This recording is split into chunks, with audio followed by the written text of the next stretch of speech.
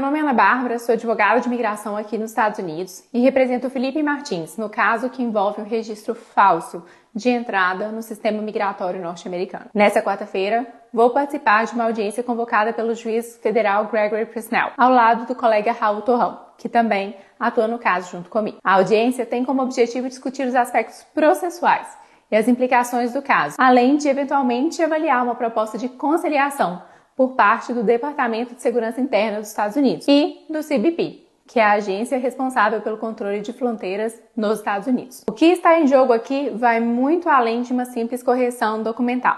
Essa correção já foi feita em julho do ano passado, após demonstrarmos as inconsistências dos dados e apresentarmos provas abundantes e contundentes de que a viagem do Felipe aos Estados Unidos jamais aconteceu. O que buscamos agora é a clareza sobre quando, como e por quem esse registro foi criado e inserido no sistema. É importante destacar que a Procuradoria norte-americana já tentou por 2 vezes encerrar esse processo, mas nós, da defesa do Felipe, não pretendemos recuar até que todas as perguntas sejam devidamente respondidas. Isso porque há muitos detalhes curiosos e estranhos nesse caso e todos eles precisam ser esclarecidos e explicados. Por exemplo, na primeira tentativa da Procuradoria de encerrar o caso, foi-nos apresentado o seguinte documento. Vejam, esse documento mostra que o registro foi preservado, mesmo após a correção. Então sabemos que ele existe e que nenhum log ou metadado foi apagado, mas alguns dados cruciais foram ocultados por tarjas, inclusive aqueles que mostram quem foi o agente responsável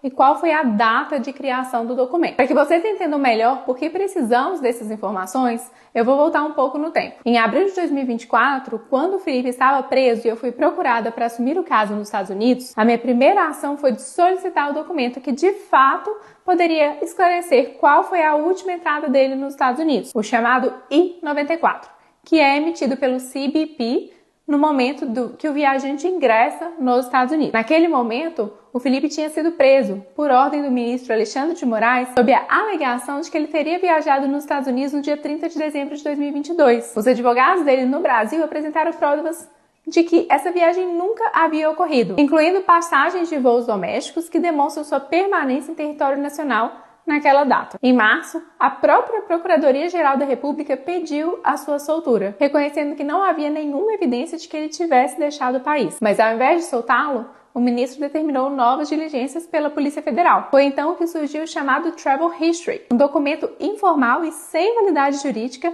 que foi usado pela Polícia Federal para alegar que o Felipe teria entrado nos Estados Unidos. Mas o Travel History, repito, não tem valor legal para atestar a entrada de um estrangeiro no país. Seu uso para fins legais, inclusive, é proibido pelo próprio Departamento de Segurança Interna dos Estados Unidos. O documento válido para esse fim é o I-94. O I-94, como eu já expliquei, ele é emitido pelo CBP no momento de entrada do viajante para os Estados Unidos, registrando oficialmente a sua admissão no país. No caso, o CBP do porto de entrada, que seria Orlando, seria o responsável, então, pela emissão. Solicitei naquela data o I-94 ao CBP de Orlando, que seria o suposto local de entrada do Felipe. A resposta oficial que recebi por escrito no início de abril de 2024 foi clara. Não havia qualquer registro de entrada do Felipe em dezembro de 2022. A última entrada registrada era em setembro de 2022 por Nova York, compatível com a participação do Felipe na Assembleia Geral da ONU. Essa ausência de registro foi inclusive amplamente divulgada pela imprensa brasileira na época. No entanto, cerca de 15 dias depois, fomos em Nova York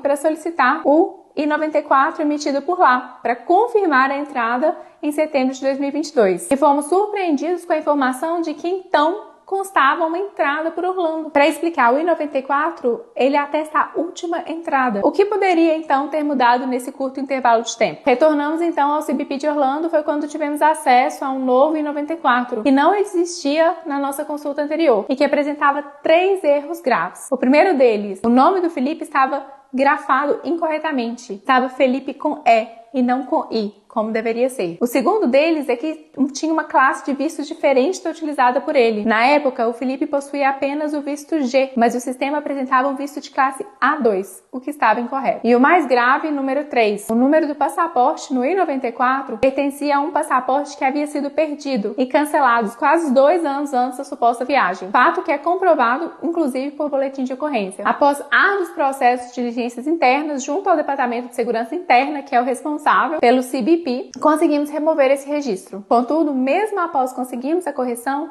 as dúvidas permanecem. Quem criou esse registro de entrada? Quando exatamente ele foi inserido no sistema? E ainda, porque ele só apareceu dias após o CBP confirmar por 2 vezes que a última entrada do Felipe havia acontecido em setembro de 2022. Nós tentamos obter as respostas para essas perguntas pelas vias administrativas, por meio do FOIA, Freedom of Information Act, uma lei que permite o acesso às informações e dados do governo federal e que funciona similar à Lei de Acesso à Informação no Brasil, mas não obtivemos êxito. É por isso que agora estamos buscando respostas na via judicial. Esse caso não trata apenas de um documento, ele trata da integridade dos sistemas públicos, da confiança no sistema migratório americano, da responsabilidade das instituições e autoridades envolvidas. E para o Felipe, trata-se de lançar a luz sobre as reais circunstâncias da sua prisão. Uma prisão injusta que durou mais de 6 meses e que causou prejuízos pessoais, profissionais e familiares enormes para o meu cliente. Seguiremos firmes até que tudo isso seja esclarecido. Fico à disposição em caso de dúvidas.